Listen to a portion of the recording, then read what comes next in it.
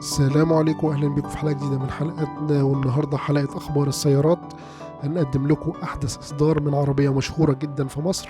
عربيه ما كنتش انا شخصيا اصدق ان هي تنزل بالشكل ده وبالحداثه دي، لان انا شخصيا كنت بقول يمكن العربيه اساسا كلها يقف صنعها، لان خلاص زي ما احنا بنقول كده خدنا منها، والدنيا كلها خدت منها وش وظهر، وعرفنا عنها كل حاجه. العربيه طبعا بتاعتنا معشوقه الجماهير المصريه طبعا، الفيرنا. وزي ما احنا شايفين ما شاء الله شكلها اختلف بشكل كبير جدا وبقت حديثه وعصريه. الخطوط بتاعتها بقت قويه جدا واضحه، وطبعا زي ما احنا شايفين واخده برضو من الدي ان ايه بتاع الالنترا. واخده الشكل الجانبي بالذات اللي هو الشكل الانسيابي الجانبي. ما شاء الله شكلها حلو فعلا. الصالون بتاعها شيك قوي، الانتيريور والاكستيريور ما شاء الله جميل جدا. اللايت بار الامامي، اللايت بار الخلفي طبعا مديها شكل عصري جدا. انا بصراحه شايف ان هي عامله زي سفينه الفضاء. ما شاء الله شكلها جميل جدا بصراحه. غيروها يعني 360 درجه مش 180 درجه كمان. طبعا زي ما احنا شايفين هي بتبقى نازله بفئتين. ممكن الاسعار تبقى اغلى شويه، يعني في حدود بتبدا من 250 لحد 460 او مبلغ زي كده. بس طبعا ده كله يتوافق مع الامكانيات اللي احنا شايفينها على العربيه.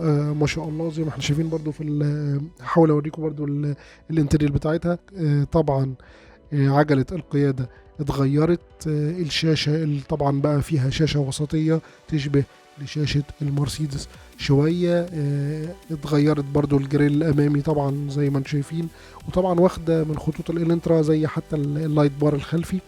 الشكل الخلفي بتاعها واخد كتير قوي من خطوط الإلنترا. الجنط زي ما انتم شايفين بقى ما شاء الله جميل جدا، اختلف بشكل تماما، يعني بشكل كلي وجزئي.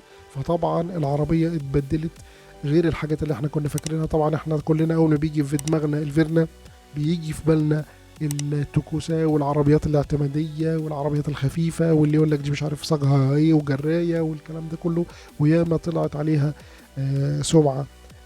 ناس قالت ناس بتحبها جدا وناس بتكرهها جدا. بتلاقي ناس بتدافع عنها باستماتة وبتقول ان هي احسن عربية نزلت في مصر. وبالفعل الموتور بتاعها قوي جدا. البادي بتاعها كان خفيف، مش بادي تقيل، فبالتالي مدي العربية ومدي العربية ثبات برضو في نفس الوقت، مدي العربية قوة وثبات. لكن تلاقي على الجهة التانية ناس بتقول لا العربية خفيفة، العربية بتعوم، الثبات بتاعها وحش، العربية فيها مشاكل. فطبعا دي المشكلة الرئيسية اللي بنقابلها مع الناس. لكن متهيألي مع الشكل الجديد زي ما احنا شايفين صعب تقابل المشكلة دي. أكيد طبعا حسنوا فيها. طبعا هي نزلت في السوق الهندي بتاريخ 21/3/2023. ده كان الإصدار بتاعها، وأول حد عملها كانت الهند، أو أول بلد بدأت في تصنيعها أو تجميعها الهند.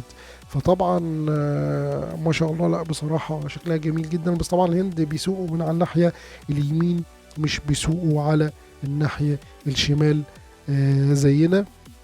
مش عارفين طبعا هتنزل هنا الإصدارات شكلها إيه بالظبط، لكن على الأقل طبعا حتى لو نزلت، ومتهيألي أكيد هتنزل برضو قريب إن شاء الله، هيبقى تغير جذري كلي وجزئي في عربية كلنا أكيد أنت ركبتها مع حد أكيد، حتى لو تاكسي، حتى لو بأي طريقة شفتها في الشارع ركبتها. طبعا ياما اتصلحت واتكسرت وتعاد تصليحها تاني من العربيات اللي خدت معانا زي ما بيقولوا كده، خدت مننا رقات. يا رب الحلقة تكون عجبتكم، وما تنسوناش باللايك والشير، وإن شاء الله نقدم لكم دايما محتوى مفيد، ونقدم لكم أحدث إصدار للعربيات. والسلام عليكم ورحمة الله وبركاته.